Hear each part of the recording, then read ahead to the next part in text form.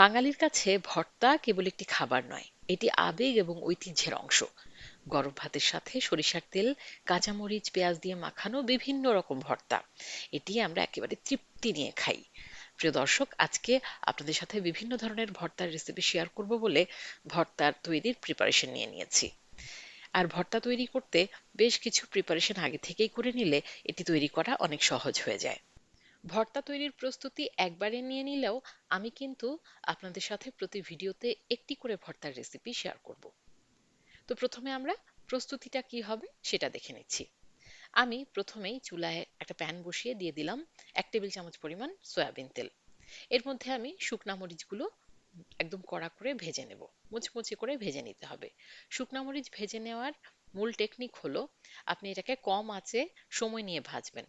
সময় নিয়ে কম আঁচে ভাজলে দেখবেন এটি একদম মুচমুচে হয়ে যাবে।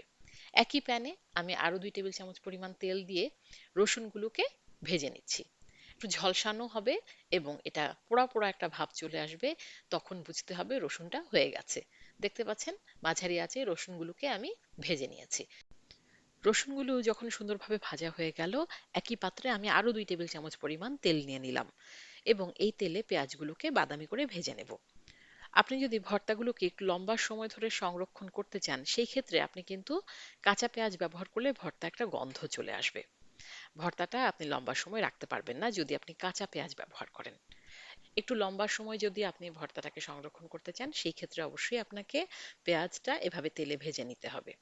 তাহলে এতে করে পেঁয়াজের যে পানিটা আছে সেটা চলে যাবে এবং এভাবে ভেজে নেওয়ার ফলে ভর্তার মধ্যে একটা সুন্দর ফ্লেভার অ্যাড হবে।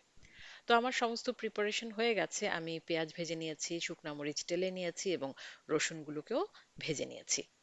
এদিকে কাঁচামরিচ কুচি করে নিয়েছি এবং ধনিয়া পাতাও আমি কুচি করে নিয়েছি। আপনারা চাইলে কিন্তু কাঁচামরিচ, ধনিয়া পাতা এগুলোকেও সামান্য টেলে নিতে পারেন, যদি মনে করেন যে আপনি ভর্তাটাকে লম্বা সময় রাখবেন। তো আমি আর এই দুটোকে টাললাম না, যেহেতু আমি ভর্তাটা সাথে সাথেই খাবো। তো এখন আমি প্রথমেই তৈরি করে দেখাবো ডিম ভর্তা। তৈরি করে দেখাচ্ছি ডিম ভর্তা। ডিম ভর্তা খুবই মুখরোচক একটা ভর্তার রেসিপি। চলুন দেখি কিভাবে তৈরি করে নিতে হয়। ডিম ভর্তা তৈরির জন্য আমি এখানে একটা বাটিতে 4টা শুকনা মরিচ এবং হাফ চা চামচ পরিমাণ লবণ নিয়ে নিয়েছি। শুকনা মরিচগুলোকে লবণের সাথে খুব ভালোভাবে মিশিয়ে ভেঙে নিতে হবে। প্রিয় দর্শক, ভর্তাতে আমরা যেই উপকরণগুলো ব্যবহার করেছি সেগুলো কিন্তু আপনারা আপনাদের ইচ্ছা মতো বাড়িয়ে বা কমিয়ে নিতে পারবেন, কারণ অনেকে ঝাল বেশি খেতে পছন্দ করেন, অনেকে কম খেতে পছন্দ করেন। এটা একেবারেই আপনাদের পছন্দের উপর নির্ভর করবে। আমি 5 থেকে 6টা রসুন নিয়ে একসাথে ভেঙে নিচ্ছি।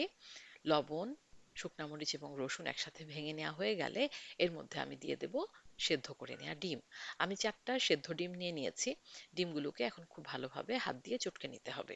সেদ্ধ ডিমের এই ভর্তাটা কিন্তু গরম ভাতের সাথে খেতে ভীষণ ভালো লাগে। আসলে ভর্তা যেভাবেই হোক আমরা ভীষণভাবে উপভোগ করি, সেটা যেই ভর্তাই হোক না কেন। তো ডিমগুলোকে খুব ভালোভাবে চটকে নিয়েছি।